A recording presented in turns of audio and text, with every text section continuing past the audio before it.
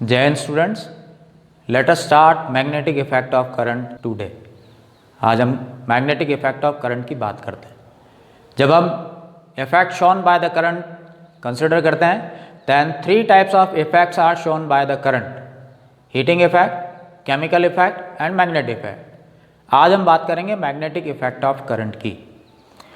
Orsted ने सबसे पहले ये माना कि मैग्नेटिज्म एंड इलेक्ट्रिसिटी अलग अलग नहीं है, इनके बीच में कोई एक गहरा रिलेशन है। उसको फील करने के बाद एक एक्सपेरिमेंट किया, that is called Oersted experiment. In this experiment a magnetic needle is taken. Magnetic needle is what? It is nothing but a simple compass in which there is a magnetic needle which rotates on its center of gravity in horizontal plane. Whenever it is placed in horizontal plane, the magnetic needle always align itself along the direction of north south of the earth. हमेशा ये अर्थ के north south direction में अपने आप को align करती है। तो ऐसी एक मैग्नेटिक निडल ली। मैग्नेटिक निडल के ऊपर निडल के पैरेलल एक कंडक्टर ए बी रखा। This conductor AB is connected to a battery B, rheostat RH and a key K. Whenever key is inserted, it is found that the magnetic needle placed below this conductor AB shows deflection in a particular direction.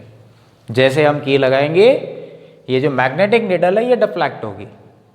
Magnetic needle अर्थ के magnetism की वजह से north south direction में। अब इसमें deflection कब होगा? जब कोई दूसरा मैग्नेटिक फील्ड इसके ऊपर वर्क करे। तो जैसे ही हमने यहाँ पे की लगाया, मीन सर्किट को कंप्लीट किया, हमने क्या पाया कि इसमें एक डायरेक्शन में डिफ्लेक्शन प्रोड्यूस होगा। With the help of this rheostat, if we increase और decrease the current, then deflection in this needle increases और डिक्रीजेज अकॉर्डिंगली। जब हम इस रियोस्टेट से ए बी वायर में करंट को कम या ज़्यादा करते हैं, तो हम क्या पाएंगे कि ये जो मैग्नेटिक निडल है इसमें भी डिफ्लेक्शन जो है कम या ज़्यादा होगा। If we reverse the direction of current in this conductor, then it is found that direction of deflection in the magnetic needle will also be reversed. अगर हम इसमें करंट की दिशा को उल्टा कर दें, रिवर्स कर दें, तो जो डिफ्लेक्शन की डायरेक्शन है वो पहले के अपोजिट हो जाएगी, वो भी रिवर्स हो जाएगी। इससे ये पता चला कि whenever current flows through the conductor, magnetic field is establish around it. जब भी इसमें से करंट पास होगा, इसके चारों ओर मैग्नेटिक फील्ड एस्टैब्लिश हो जाएगा। करंट को कम किया, डिफ्लेक्शन कम हो गया। करंट को हमने बढ़ाया रियोस्टेट से, डिफ्लेक्शन बढ़ गया। इसका मतलब जो मैग्नेटिक फील्ड इंटेंसिटी है वो करंट के मैग्नीट्यूड पे डिपेंड कर रही है। अगर हम करंट के मैग्नीट्यूड को बढ़ाना है तो मैग्नेटिक फील्ड इंटेंसिटी बढ़ने की वजह से डिफ्लेक्शन ज़्यादा है। तो करंट के मैग्नीट्यूड को कम कर रहे हैं तो मैग्नेटिक फील्ड इंटेंसिटी कम होने की वजह से डिफ्लेक्शन भी कम हो रहा है। इस निडल को अगर हम दूर ले जाएं तो भी डिफ्लेक्शन कम होगा। निडल को कंडक्टर के और पास में लाएं तो डिफ्लेक्शन बढ़ जाएगा। मीन्स ये निडल की पोजीशन पे भी डिपेंड कर रहा है कि इसमें जो डिफ्लेक्शन है वो कितना होगा। मीन्स जो magnetic field current carrying conductor के चारों ओर है वो करंट के मैग्नीट्यूड के साथ साथ में उस वायर से डिस्टेंस पे भी डिपेंड कर रहा है। ये चीज़ें हमें कहाँ से मिली? ऑर्स्टेड के एक्सपेरिमेंट से मिली। मैग्नेटिक फील्ड एक वेक्टर क्वांटिटी है with magnitude, it requires direction. लेकिन जब हम इस एक्सपेरिमेंट की बात करते हैं तो what would be the direction of magnetic field produced due to this current carrying conductor? We can not determine with the help of this experiment. Oersted ने डायरेक्शन के बारे में भी कुछ नहीं बताया, लेकिन यहाँ हमें डायरेक्शन की जरूरत है। तो डायरेक्शन को पता करने के लिए कुछ लॉज हैं, उनकी भी हम बात कर लें। To determine the direction of magnetic field due to current carrying conductor, we can use either Ampere swimming rule, Maxwell's right hand screw rule, right hand rule और राइट हैंड पाम रूल। इसमें से कोई भी जो हमें अच्छे से समझ में आता हो, जिसको हम इंस्टेंटली अप्लाई कर सकें, उसे अप्लाई करके हम किसी भी पॉइंट पे मैग्नेटिक फील्ड की जो डायरेक्शन है उसको हम पता कर पाएंगे। तो let us discuss first about Ampere's swimming rule. What is this? It says that if a person is swimming in such a manner that he is representing current in the conductor and facing a magnetic needle, then north pole of that magnetic needle will deflect towards his left. What is Ampere's swimming rule? Hindi में अगर हम इसको समझने की कोशिश करें तो अगर कोई व्यक्ति इस तरह से तैरे कि वो कंडक्टर में करंट की डायरेक्शन को रिप्रेजेंट कर रहा हो तथा एक मैग्नेटिक निडल उसके सामने हो, तो ऐसी कंडीशन में मैग्नेटिक निडल का नॉर्थ पोल हमेशा उसके लेफ्ट डायरेक्शन में डिफ्लेक्ट होगा। North pole left hand side में डिफ्लेक्ट होगा। This is Ampere's swimming rule. ये चारों एक जैसे हैं, अलग अलग बातें करते हैं, इनको भी अपन कंपेयर करके देखेंगे। तो पहले ये क्या है इनके बारे में बात कर लें। Second one is Maxwell's right hand screw rule. Maxwell's right hand screw rule के बारे में आपने पहले भी पढ़ा है। जब दो वेक्टर्स को हम मल्टीप्लाई करते हैं रिजल्टेंट में भी हमें एक वेक्टर ही मिलता है। मीन्स जब हम क्रॉस प्रोडक्ट की बात करते हैं या वेक्टर प्रोडक्ट की बात करते हैं तो जो रिजल्टेंट वेक्टर की डायरेक्शन है वो हम राइट हैंड स्क्रू रूल से ही देते हैं। तो what is right hand screw rule? If the direction of motion of the screw represents the direction of current in the conductor, then magnetic field around that conductor will be along the direction in which the thumb is moving. Direction किसकी?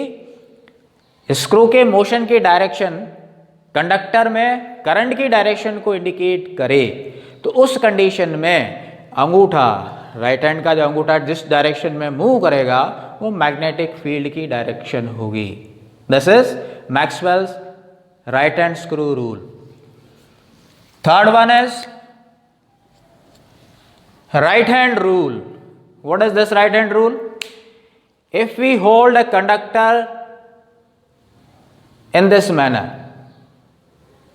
if the thumb represents the direction of current in the conductor, then curved fingers will represent magnetic field around it.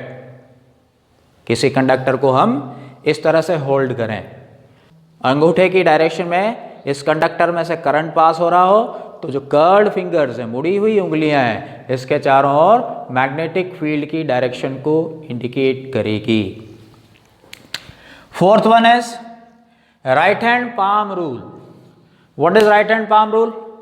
If we stretch our right hand palm in such a manner that stretched finger and thumb, they are mutually perpendicular to each other. If thumb indicates the direction of current in the conductor, stretched finger indicates the point where we want to find out the direction of magnetic field, then direction of magnetic field at that point will be perpendicular to plane of the palm in outward direction. What is this? अगर ये जो thumb है conductor में current की direction को indicate करे, stretch finger उस point को ये स्पेसिफाई करके एक पॉइंट पे आपको मैग्नेटिक फील्ड बताएगा। बहुत आसान है ये। एक पॉइंट को जहां मैग्नेटिक फील्ड आपको निकालना है कि उसकी डायरेक्शन कहाँ है, उसकी तरफ स्ट्रेच फिंगर्स इशारा करें, उसको इंडिकेट करें, तो उस पॉइंट के ऊपर मैग्नेटिक फील्ड कहाँ होगा? पाम के परपेंडिकुलर आउटवर्ड डायरेक्शन, मतलब इधर। This is outward direction of palm and this is inward direction of palm, but we are talking about outward direction of palm, perpendicular to the palm in outward direction. तो अभी ये कैसे एक दूसरे जैसे हैं या एक ही बात कहते हैं, इसको भी अपन समझ लेते हैं। एक एग्जांपल लेते हैं। मान लेते हैं कि एक स्क्रू का हेड है। स्क्रू सबके लिए एक कॉमन सी चीज़ है, सभी ने देखा हुआ है। तो मान लो एक स्क्रू इस बोर्ड में लगा हुआ है, टाइट किया हुआ है, क्लियर? तो उसका हेड इस तरह से दिखेगा। तो उस कंडीशन में अब हमें एक स्क्रू ड्राइवर से इसको या तो और टाइट करना है या इसको लूज करना है। शर्त क्या है? That screw driver should be use by right hand. तो अगर मैं इसको लूज करना चाहता हूं तो एंटी क्लॉकवाइज रोटेट करना पड़ेगा। जब हम एंटी क्लॉकवाइज रोटेट करेंगे तो ये जो स्क्रू है बोर्ड के परपेंडिकुलर बाहर की ओर आएगा तो जब ये करंट बोर्ड के परपेंडिकुलर बाहर की ओर होगा। क्यों? क्योंकि direction of motion of the screw indicates the direction of current in the conductor. If we are loosing the screw, if we are rotating the screwdriver in anti clockwise direction, it is moving perpendicular to the plane of the board in outward direction, then magnetic field around it will be anti-clockwise circles, isn't it? Tight करें तो इसको हम clockwise direction में move करेंगे। Screw जो है board के perpendicular inward direction में मूव करेगा। मैग्नेटिक लाइंस ऑफ फोर्स इसके चारों ओर क्लॉकवाइज होंगी as a circle. Right hand rule क्या कहता है कि अगर हम इसको लूज कर रहे हैं तो ये बाहर की ओर आ रहा है, और मैग्नेटिक लाइंस ऑफ फोर्स कैसी हैं? एंटी क्लॉकवाइज है। तो इस तरह से ये बाहर की ओर आ रहा है तो मेरे को इसको ऐसे होल्ड करना पड़ेगा। तो मेरी कर्व फिंगर कैसी आई? एंटी क्लॉकवाइज ही आई। अगर मैं इसको टाइट कर रहा होता तो magnetic lines of force clockwise होती। तो direction of thumb is perpendicular to the plane in inward direction, curve fingers तो दोनों वैसे ही हैं। इसी तरह से राइट हैंड पाम रूल की बात करें। राइट हैंड पाम रूल से मान लो मुझे P पॉइंट के ऊपर मैग्नेटिक फील्ड की डायरेक्शन पता करनी है। We are tightening the screw, means we are rotating clockwise. Then if we apply right hand palm rule, the direction of motion of the screw is perpendicular plane of the board in inward direction, therefore thumb should be like this. Stretch finger should indicate point P, then at point P perpendicular to the plane of palm in outward direction, this will be the direction of magnetic field. वही बात है। Ampere swimming rule की बात करें तो मान लेते हैं कि कोई व्यक्ति बाहर से अंदर की ओर तैर रहा है और मैग्नेटिक निडल ही यहां पर है। तो ऐसी कंडीशन में क्या कहता है? North pole of the magnetic needle will deflect towards his left. तो अगर ऐसे तैर रहा है तो लेफ्ट इस साइड में, तो यहां पर मैग्नेटिक फील्ड की डायरेक्शन क्या हुई? Like this.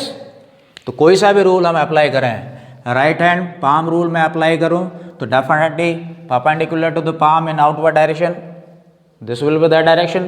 तो इनमें से हम कोई सा भी रूल अप्लाई करें जो हमें इजी लगे, वो हमें क्या बताएगा? उस पॉइंट के ऊपर करंट कैरिंग कंडक्टर की वजह से मैग्नेटिक फील्ड की डायरेक्शन को इंडिकेट करेगा। Is it clear?